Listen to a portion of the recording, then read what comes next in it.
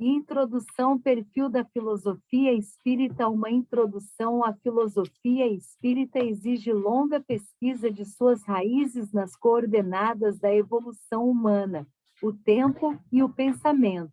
A história da filosofia é um contínuo, que nasce da primeira indagação do homem sobre a natureza e depois sobre a vida e sobre ele mesmo. Da magia à religião e desta filosofia o pensamento se desenrola numa sequência ininterrupta de formulações pessoais que se encadeiam em processo dialético. Não existe a sequência tantas vezes apresentada de magia, religião, ciência, filosofia. O que realmente existe é um paralelismo de ação mental que parte da primeira tomada de consciência do mundo pelo homem. Na primeira paralela temos a sequência magia-religião, que se desenvolve no plano da afetividade. Na segunda paralela temos a sequência experiência-ciência-filosofia, que se desenvolve no plano da razão. Entre as duas, interligando o fluido do sentimento e da razão, temos a faixa de terra da praxis, onde o homem opera desenvolvendo a sua capacidade de manusear as coisas e os seres. Desse manuseio nasce o complexo do conhecimento, delta em que vão desaguar as correntes paralelas para a fusão que dará forma ao dualismo cultura-civilização. Kirchsteiner caracterizou com clareza os dois elementos desse complexo com sua teoria da cultura subjetiva e cultura objetiva. A primeira é o acúmulo de conhecimentos abstratos de um aglomerado social isolado por contingências geográficas. A segunda é o acervo de obras materiais produzido por esse aglomerado. O desenvolvimento da técnica vai superando no tempo as distâncias dos aglomerados humanos e promovendo as aproximações que determinam a fusão das culturas isoladas num sistema cultural único, já em vias de conclusão em nosso tempo. Ernest Cassirer mostrou como as culturas desaparecidas concentram-se nas obras materiais que produziram, das quais renas, sem ao toque de novas culturas, como aconteceu no Renascimento. Os resíduos válidos de antigas e superadas culturas são, então, incorporados a novos sistemas culturais. A sequência aparentemente interrompida se restabelece e a acumulação cultural se agiganta, gerando a tragédia da cultura, pois o enorme acervo transcende a capacidade de assimilação da mente humana e determina a fragmentação das especializações. Arnold Toynbee assinalou a relação entre religião e civilização, que se caracteriza no desenvolvimento dos ciclos culturais. A teoria dos ciclos vem de longe e teve grande voga entre os gregos. Cada ciclo é uma fase do desenvolvimento cultural, que se encerra para dar início a outro. Do ciclo das civilizações agrárias surgiu o ciclo gigantesco das civilizações orientais, massivas e teocráticas, que se fechou na Pérsia, projetando as suas conquistas na Grécia, onde surgiram as civilizações antípodas de Esparta e Atenas. Roma herdou e desenvolveu ao máximo o espólio espartano, em mistura com o florescimento da democracia ateniense, tipicamente filosófica. Plotino deu sequência ao platonismo e tentou realizar a campanha italiana do sonho da República de Platão, mas o ciclo da civilização greco-romana chegava ao fim. Duas novas civilizações lutavam para definir-se asfixiadas pelo poder romano, a judaica na Ásia e a celta na Europa. Foi então que surgiu a síntese cristã, infiltrando-se na Europa com seus princípios renovadores, minando o Império Romano em suas bases e encontrando ressonância na cultura celta, dominante nas Galhas. O cristianismo iniciava um novo ciclo, que iria desenvolver-se penosa, mas rapidamente, graças à dinâmica social dos seus princípios. O esplendor da filosofia grega deixaria na sombra os princípios do celtismo, Mas Aristóteles já havia advertido que os celtas eram o único povo filósofo do mundo. 2 milênios passariam na estruturação dos primórdios da civilização cristã, impregnada de resíduos greco-romanos e judeus. Mas as sementes do druidismo, religião dos celtas, aguardavam no chão da Europa o momento propício à sua germinação. Coube a Allan Kardec, um nome druida, revelar a sintonia celta-cristã e anunciar nascimento de um novo ciclo, rejeitado pela cultura dominante, como fora Cristo em si tempo. Kardec enfrentou os poderes da época e proclamou o advento da era espírita. Elaborou os seus fundamentos, apoiado nas bases tríplices da ciência, da filosofia e da religião. A filosofia espírita definiu-se como o fulcro de um novo ciclo da evolução humana. Não se trata de um fato ocasional ou isolado, mas do resultado de todo o processo histórico do pensamento ou da razão, como queria Hegel, em seu desenrolar na temporalidade, do indivíduo como representação coletiva na tribo ou na horda, nas civilizações agrárias ou nas civilizações teocráticas. O indivíduo é apenas uma peça da engrenagem social. Funciona segundo as exigências do meio, guiado pelas forças operantes da estrutura sociocultural. Denis de Rougemont demonstrou como essas forças determinam a sujeição absoluta do indivíduo à estrutura. Quando ele se reconhece dotado de características próprias, realizando-se na transcendência horizontal da relação social, destaca-se da massa. Corre então o risco da excomunhão, mas se dispuser de estrutura individual suficientemente unificada, personalidade, poderá elevar-se sobre o meio, iniciando a fase da transcendência vertical. Nesse caso, ele se projeta como uma forma de representação coletiva. Será então o chefe, o líder, o guia, integrando o grupo dirigente da comunidade, a sua inteligência, mas assim mesmo estará freado pelos condicionamentos sociais, terá de fazer concessões à moral social, aos sistemas estabelecidos, às crenças vigentes, ao contexto geral da tradição. Se quiser sobrepor-se a esses fatores, poderá ser esmagado pela pressão da massa, traduzida nas sanções institucionais. Foi o caso de Sócrates, como foi o caso de Jesus. Nas civilizações sociocêntricas do passado, que se desenvolviam isoladas, esse processo de representação coletiva, que na tribo se dividia entre o cacique e o pajé, o primeiro representando o poder humano, o segundo o poder espiritual, fundiu-se na síntese do Rei Deus, sagrado e ungido para dirigir e defender o povo. A reação natural à rigidez dessa institucionalização perigosa se fez sentir no campo das manifestações paranormais, através de profetas, oráculos e pitonisas. João Batista, degolado por ordem de Herodes, é talvez o símbolo mais vigoroso da profecia social como revolta contra a sagração artificial dos reis deuses.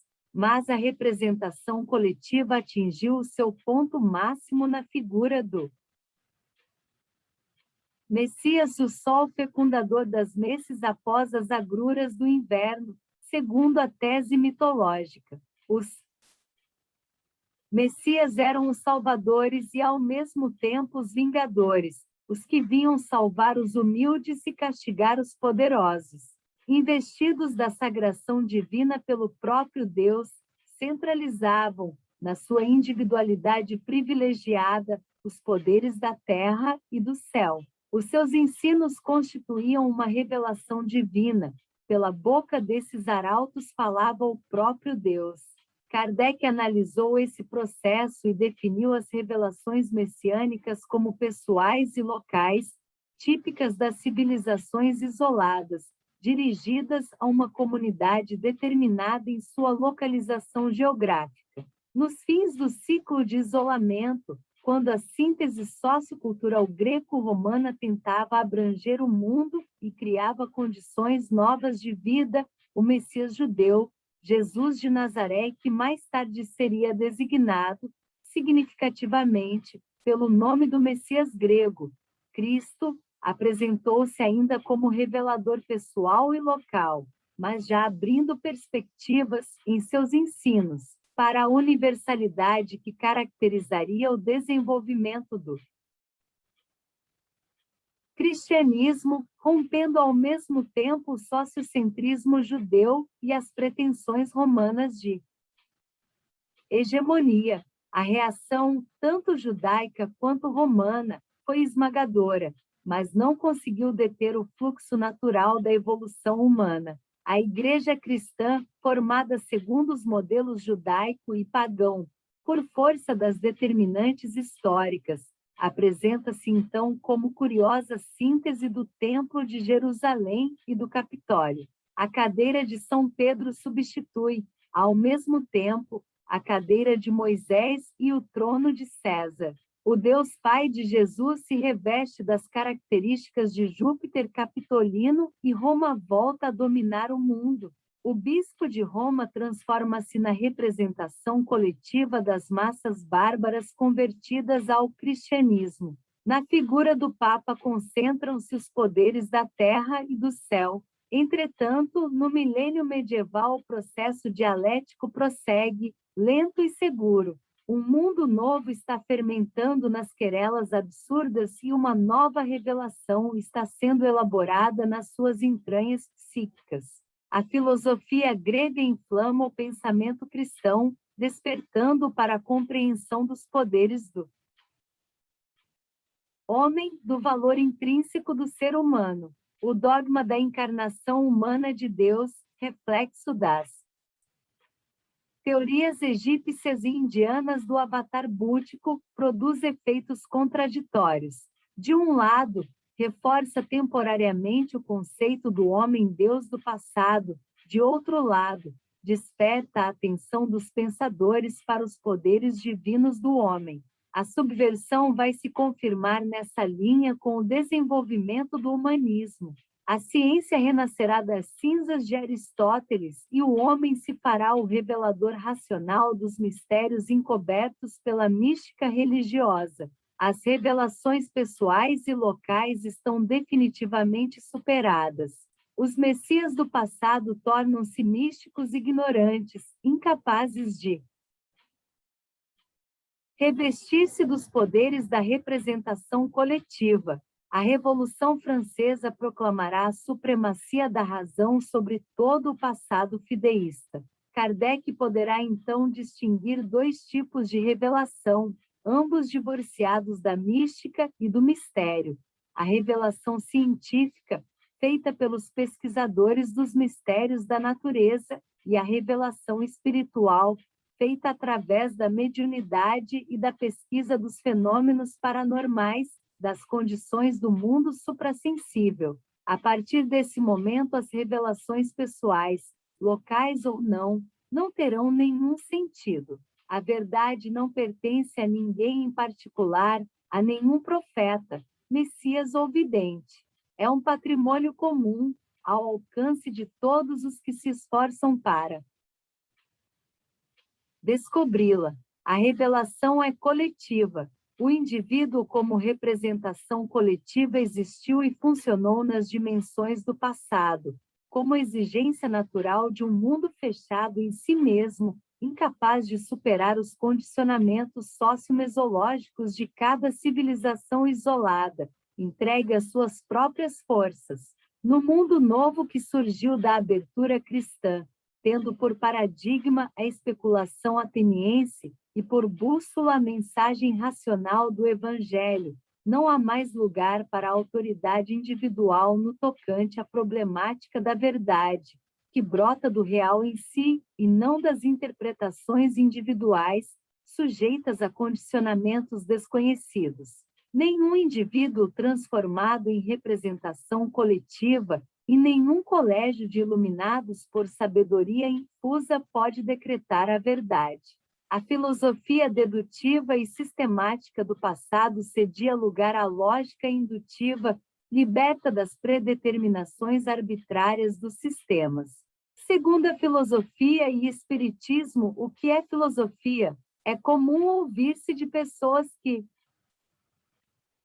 não aceitam o espiritismo a afirmação de que a filosofia espírita não existe. Conhecido professor brasileiro de filosofia chegou a declarar numa entrevista à imprensa brasileira que o Livro dos Espíritos nada tem de filosófico. A mesma coisa acontece com o marxismo. Papini esforçou-se, em toda a sua vida, para provar que Marx era um economista e, portanto, não devia ser confundido com um filósofo. Como se um economista não pudesse e até mesmo não precisasse de filosofar. Sartre, pelo contrário, considera o marxismo como a única filosofia do nosso tempo. As opiniões são contraditórias, mas isso não nos deve impressionar, pois opiniões não passam de palpites, de pontos de vista individuais, sujeitos às idiosincrasias de cada um. E Pitágoras, o criador do termo filosofia, já afirmava que a Terra é a morada da opinião.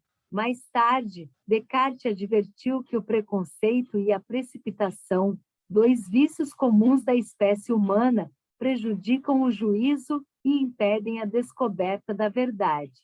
Um filósofo, um professor de filosofia, um pensador honesto e até mesmo uma simples criatura de bom senso não podem negar a existência da filosofia espírita, a menos que não saibam que essa palavra significa, muito menos negar a natureza filosófica de O Livro dos Espíritos, que é um verdadeiro tratado de filosofia. Veja-se, por exemplo, como Ivone Castella, que não é espírita, encara esse livro em seu estudo sobre o espiritismo. Consulte-se o Dicionário Técnico e Científico de Filosofia de Lalande e leia-se o admirável ensaio de Gonzales Soriano, desafiadoramente intitulado E o Espiritismo é la Filosofia. São muitas as definições de filosofia, mas a que subsiste como essencial é ainda a de Pitágoras, amor da sabedoria. Daí a exatidão daquele axioma: a filosofia é o pensamento debruçado sobre si mesmo. Eis a descrição perfeita de um ato de amor. A mãe se debruça sobre o filho porque o ama e deseja conhecê-lo. A sabedoria é filha do pensamento, que a embala em seus braços, alimentando-a e fazendo-a crescer. Assim, o objeto da filosofia é ela mesma. Não está fora, no exterior, mas dentro dela. Podemos defini-lo como a relação entre o pensamento e a realidade. Essa é a razão de Gonzales Soriano afirmar que o espiritismo é a filosofia. Razão, aliás, que ele demonstra filosoficamente em seu livro. O espiritismo é, segundo sua definição, a síntese essencial dos conhecimentos humanos aplicada à investigação da verdade. É o pensamento, debruçado sobre si mesmo para reajustar-se à realidade. O que é espiritismo? Respondida a pergunta sobre filosofia, devemos tratar ligeiramente da natureza do espiritismo, e nada mais necessário do que isso, porque nada mais desconhecido em nosso mundo do que ele. Fala-se muito em espiritismo, mas quase nada se sabe a seu respeito. Kardec afirma, na introdução de O Livro dos Espíritos, que a força do espiritismo não está nos fenômenos, como geralmente se pensa, mas na sua filosofia, o que vale dizer na sua mundividência, na sua concepção da realidade. Mas de onde vem essa concepção? Como foi elaborada? Os adversários do espiritismo desconhecem tudo a respeito e fazem tremenda confusão. Os próprios espíritas, por sua vez, na sua esmagadora maioria, estão na mesma situação. Por quê? É fácil explicar. Os adversários partem do preconceito e agem por precipitação. Os espíritas, em geral, fazem o mesmo. Formularam uma ideia pessoal da doutrina, um estereótipo mental a que se apegaram. A maioria dos dois lados se esquece desta coisa importante. O espiritismo é uma doutrina que existe nos livros e precisa ser estudada. Trata-se, pois, não de fazer sessões, provocar fenômenos, procurar médios, mas de debruçar o pensamento sobre si mesmo, examinar a concepção espírita do mundo e reajustar a ela a conduta através da moral espírita. Assim, temos alguns dados. O espiritismo é uma doutrina sobre o mundo, dá-nos a sua interpretação e nos mostra como nos devemos conduzir nele. Mas como nasceu essa doutrina? Em que cabeça apareceu pela primeira vez? Dizem que foi na de Allan Kardec, mas não é verdade. O próprio Kardec nos diz o contrário. Os dados históricos nos revelam o seguinte: o espiritismo se formou lentamente através da observação e da pesquisa científica dos fenômenos espíritas, hoje parapsicologicamente chamados de fenômenos paranormais. Os estudos científicos começaram 6 anos antes de Kardec, nos Estados Unidos, com o famoso caso das irmãs Fox em Idesville, quando Kardec iniciou as suas pesquisas na França, em 1845. Já havia uma grande bibliografia espírita com a denominação de neo-espiritualista nos Estados Unidos e na Europa. Mas foi Kardec quem aprofundou e ordenou essas pesquisas, levando-as às necessárias consequências filosóficas, morais e religiosas. O Livro dos Espíritos nos oferece a súmula do trabalho gigantesco de Kardec. Mas se quisermos conhecer esse trabalho em profundidade, temos de ler toda a bibliografia kardeciana, os 5 volumes da codificação doutrinária, os volumes subsidiários e mais os 12 volumes da Revista Espírita, que nos oferecem o registro minucioso das pesquisas realizadas na Sociedade Parisiense de Estudos Espíritas. E precisamos nos interessar também pelos trabalhos posteriores de Gabriel Delany, Ernesto Busano, Camille Flammarion e Leon Denis, este último o continuador e consolidador do trabalho de Kardec. Veremos. Assim que Kardec partiu da pesquisa científica, originando-se desta ciência espírita, desenvolveu seguir a interpretação dos resultados da pesquisa, que resultou na filosofia espírita, e, finalmente, tirou as conclusões morais da concepção filosófica que levaram naturalmente à religião espírita. É por isso que o espiritismo se apresenta como doutrina de tríplice aspecto. A ciência espírita é o fundamento da doutrina. Sobre ela se ergue a filosofia espírita, e desta resulta naturalmente a religião espírita. Muitas pessoas se atrapalham com isso e perguntam: como uma doutrina pode ser, ao mesmo tempo, ciência, filosofia e religião? Mas essa pergunta revela a ignorância do processo gnosiológico, porque, na verdade, o conhecimento se desenvolveu nessa mesma sequência e em todas as formas atuais de conhecimento repete-se o processo filogenético. No Espiritismo, porém, esse processo aparece bem preciso, bem marcado por suas fases sucessivas, entrosadas numa sequência lógica. Podem alguns críticos alegar que Kardec não partiu da pesquisa, mas da crença. Alguns chegam a afirmar que foi assim, que ele já acreditava nas comunicações espíritas antes de iniciar o seu trabalho de investigação. Mas essa afirmação é falsa, a suposição é gratuita. Basta uma consulta às anotações íntimas de obras póstumas e às biografias do mestre para se ver o contrário. Quando lhe falaram pela primeira vez em mesinhas falantes, Kardec respondeu como fazem os céticos de hoje. Isso é conversa para fazer dormir em pé. Só deixou essa atitude cética depois de constatar a realidade dos fenômenos. Então pesquisou, aprofundou a questão e levou às últimas consequências, como era, aliás, de seu hábito, do seu feitio de investigador. Charles Richet lhe faz justiça, embora discordando dele em seu tratado de metapsíquica, encarando a obra de Kardec pelo seu aspecto científico, sem os preconceitos que têm impedido a sua justa avaliação, ela nos parece inatacável. Alega-se que o seu método de pesquisa não era científico, mas foi ele o primeiro a explicar que não se podiam usar na pesquisa psíquica os métodos das ciências físicas. O desenvolvimento da psicologia provaria mais tarde que Kardec estava com a razão. Hoje, as pesquisas parapsicológicas o confirmam. No tocante ao aspecto filosófico, o desenvolvimento atual das investigações mostram a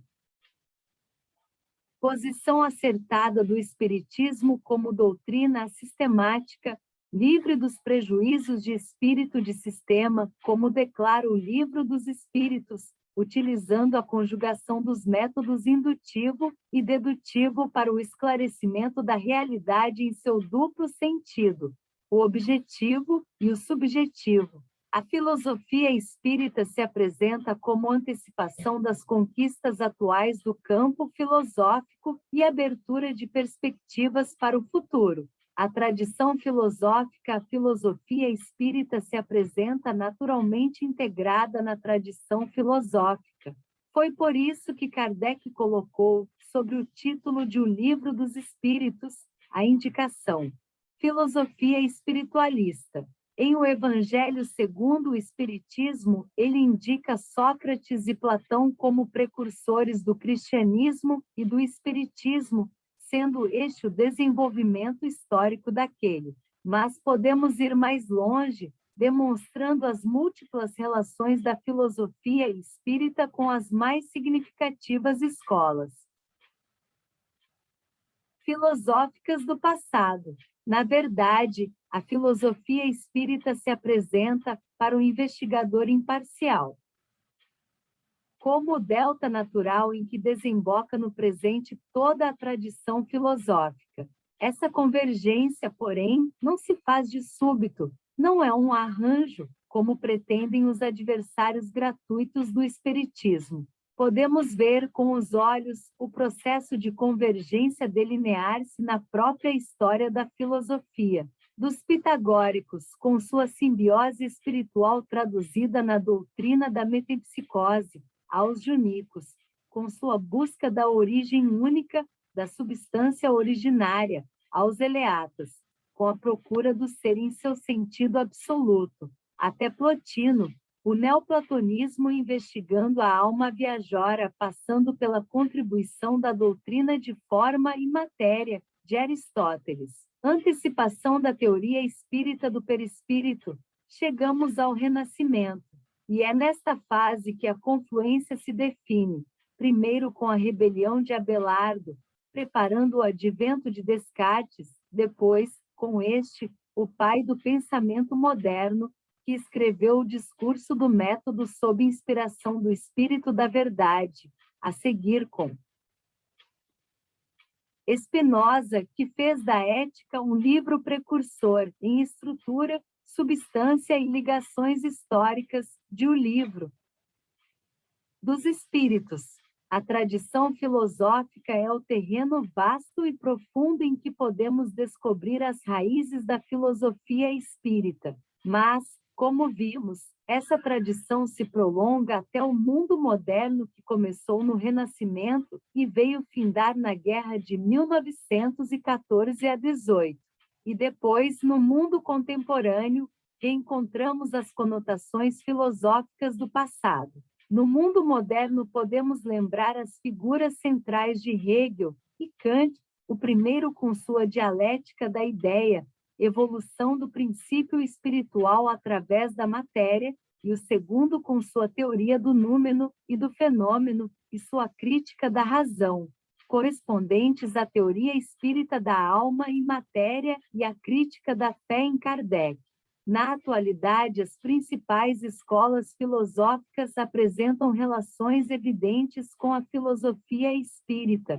Estudaremos essas relações no prosseguimento deste trabalho, mas convém destacar desde logo o paralelismo da corrente filosófica característica do pensamento atual com o espiritismo. Paralelismo tanto mais evidente quanto se apresenta no tempo e no espaço, contemporaneidade, no método de abordagem dos problemas filosóficos, o enfoque ontológico existencial, e na procura da compreensão racional, humana e não teológica, da problemática da existência, e a corrente das filosofias da existência, que surgiu na mesma época do Espiritismo, na Europa, na mesma posição à sistemática, Kierkegaard e sua aversão aos sistemas, com o mesmo processo de abordagem do problema do ser, através do ser humano na existência e a mesma busca de transcendência na interpretação da natureza humana ou essência do ser. Mas acontece com o existencialismo que Kardec assinalou no tocante às ciências materiais. O paralelismo com o espiritismo vai até o limite da conceituação da existência. Depois desse limite, o espiritismo prossegue sozinho, investigando e aprofundando o problema das relações interexistenciais, que abre as possibilidades de comprovação das antigas intuições sobre as existências múltiplas do ser. No espiritismo, essas intuições que desde a antiga metempsicose egípcia adotada pelos pitagóricos até a ressurreição judaica e a teoria católica de ressurreição da carne se mantiveram no plano sobrenatural, transformam-se em conceitos racionais comprovados pela experiência e a investigação científica. Chegamos assim a um ponto de contato da filosofia espírita com o panteísmo de Spinoza, que é o da negação do sobrenatural. A filosofia espírita não é panteísta, o que está explícito em O Livro dos Espíritos. Mas isso não impede que haja entre Spinoza e Kardec a concordância no tocante ao sobrenatural. Para a filosofia espírita, o sobrenatural, segundo a concepção vigente até nossos dias, é apenas o natural ainda não conhecido, pois tudo quanto existe pertence à natureza e tudo quanto estiver além da natureza não é acessível ao nosso conhecimento, posição paralela à do criticismo kantiano. Esse conceito de natureza no espiritismo é um dos pontos mais significativos da filosofia espírita e a coloca numa posição de vanguarda perante o pensamento contemporâneo. Quando as ciências atuais se viram obrigadas a adotar a expressão paranormal como substitutiva da expressão sobrenatural nas investigações sobre a natureza humana, nada mais fizeram do que seguir a orientação firmada pelo pensamento espírita há mais de um século. Como se vê, desta simples exposição inicial, é inegável a natureza de síntese da filosofia espírita. Ela representa um daqueles momentos de confluência de todas as conquistas culturais do homem para um delta comum, a que se refere Arnold Toynbee em seus estudos sobre o desenvolvimento das civilizações. Ernst Cassirer, filósofo alemão contemporâneo, em seu ensaio A Tragédia da Cultura, analisa o processo de evolução cultural do homem através das civilizações sucessivas, demonstrando que as conquistas essenciais de cada época são transmitidas a outra por meio de concretizações, de formas sintéticas de expressão. O espiritismo, como afirmaram Kardec, Leon Denis, Sir Oliver Lodge, Gustave Gellin e González Soriano, entre outros, é a síntese cultural do nosso tempo. A filosofia espírita sintetiza em sua ampla e dinâmica conceituação todas as conquistas reais da tradição filosófica, ao mesmo tempo em que inicia um novo ciclo dialético da nova civilização em perspectiva. Terceira teoria espírita do conhecimento como conhecemos. Já vimos que o problema do conhecimento é básico em filosofia, pois se esta tem por objeto a sabedoria, o que vale dizer o nosso saber, aquilo que sabemos. É claro que o conhecimento e a maneira pela qual o adquirimos é de importância fundamental em toda a indagação filosófica. Por isso, a teoria do conhecimento é uma das partes mais complexas e mais debatidas da filosofia em todos os tempos. Na filosofia espírita, ela assume uma importância ainda mais profunda, pois a pergunta como conhecemos implica a relação espírito-corpo. E essa relação exige a definição dos seus componentes, envolvendo as perguntas: o que é espírito e o que é corpo? Mas antes dessas questões, há outra relacionada com os próprios elementos do ato de conhecer. A tradição filosófica nos mostra duas posições clássicas diante desse problema: a platônica ou socrático-platônica, que envolve a questão da reminiscência das ideias inatas, e a sofística ou empírica, que se refere apenas aos nossos sentidos. Há entre esses dois campos numerosas escolas e subescolas, mas para o nosso propósito bastam essas duas linhas fundamentais, que permanecem válidas em nossos dias e representam as pontas do dilema de conhecer. Nessas duas linhas, a resposta à pergunta como conhecemos é dada pela seguinte contradição: 1. Conhecemos pelo espírito. 2. Conhecemos pelos sentidos. O primeiro a dar uma resposta conciliatória ao que nos parece foi Aristóteles, com a sua teoria dos dois espíritos do homem, o formativo e o receptivo.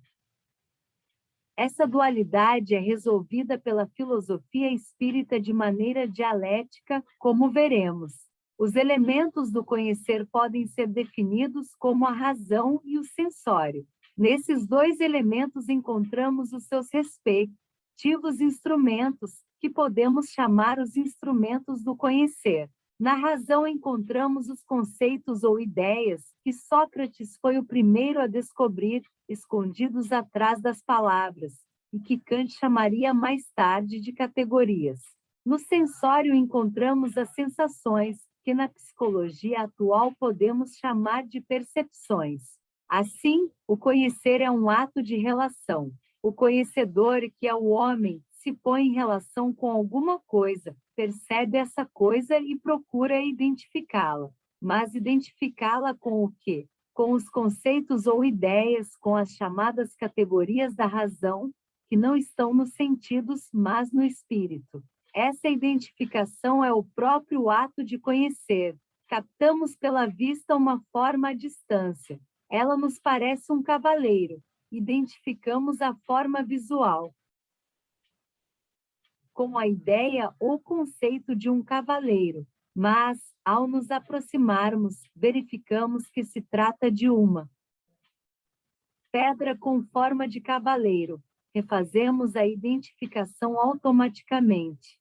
É assim que um objeto captado pelos nossos sentidos pode enganar-nos, mas a verificação da razão corrige o erro. Estão aí os dois espíritos da teoria de Aristóteles. O primeiro é o espírito formativo, que para Aristóteles era a própria alma humana procedente do mundo espiritual, não sujeita às influências do mundo exterior. O segundo é o espírito receptivo, uma espécie de matéria em que se imprimem as sensações do mundo exterior, segundo Aristóteles. Isto implica a teoria aristotélica da forma e matéria. As formas do mundo exterior se imprimem na matéria dos sentidos e dão forma a essa matéria. Mas na filosofia espírita não é assim. Os sentidos são apenas instrumentos de captação. E esses instrumentos pertencem à condição existencial do homem encarnado, do homem no mundo. O homem é um composto de espírito e corpo. O corpo é o escafandro de que o espírito se serve para mergulhar nas profundezas da matéria. Quando deixamos o escafandro, os seus instrumentos não funcionam. Quando deixamos o corpo, os seus instrumentos morrem. Para a filosofia espírita, portanto, a dualidade de espíritos da teoria aristotélica não existe. O homem é essencialmente um espírito. Assim, o espírito é a substância do homem e o corpo seu acidente. A percepção é uma faculdade do espírito, e não do corpo. É o escafandrista que vê através dos vidros do escafandro e não este que vê pelos seus vidros. A contradição das teorias platônica e sofística do conhecimento se resolve numa síntese funcional. Essa contradição ainda existe na filosofia atual. Podemos representá-la pela teoria racional de Kant e a empírica ou sensorial de Locke, a escola racional e empírica do conhecimento. A síntese funcional é a que nos oferece a reunião do racionalismo e do empirismo num sistema de funções. Esse sistema é o processo vital do homem, ou seja, o espírito encarnado, uma razão prisioneira da rede sensorial, funcionando em relação ao mundo através dessa rede. A percepção, segundo a filosofia espírita, é uma faculdade geral do espírito que abrange todo o seu ser. Veja-se o ensaio teórico sobre as sensações dos espíritos em O Livro dos Espíritos. O espírito não percebe através dos órgãos, não vê pelos olhos, nem ouve pelos ouvidos. Vê e ouve por todo o seu ser, somente quando sujeito ao corpo tem a sua percepção reduzida ao organismo sensorial. Mas, apesar disso, a sujeição corpórea não é absoluta. O espírito, mesmo encarnado, extravasa dos limites sensoriais e tem percepções extrasensoriais. Essa grande descoberta da parapsicologia, que, segundo o próprio professor Rini, só é nova para a ciência. Sim, pois os homens sabem, desde todos os tempos, que podem ver sem os olhos e perceber sem os sentidos em todos os campos da percepção. Mas se os homens podem ver sem os olhos, hão de ver também coisas não visíveis para os olhos. Eis a questão, diria Shakespeare, e essa questão nos leva de volta à teoria das reminiscências de Sócrates e Platão. Que teoria é essa? A de que os nossos espíritos, ou seja, nós mesmos, antes de encarnarmos neste mundo, já conhecíamos muitas coisas. Esse conhecimento está dentro de nós na forma de reminiscência, de lembrança amortecida pela carne. Por isso, Sócrates inventou a maiêutica, o processo de tirar o conhecimento das profundezas do ignorante como se tira a água do poço. E Platão ensinou com famoso mito da caverna, que na Terra somos apenas sombras, as projeções passageiras e irreais de nós mesmos, dos nossos espíritos, que na realidade vivem acima da matéria, transcendem a ela. E hoje os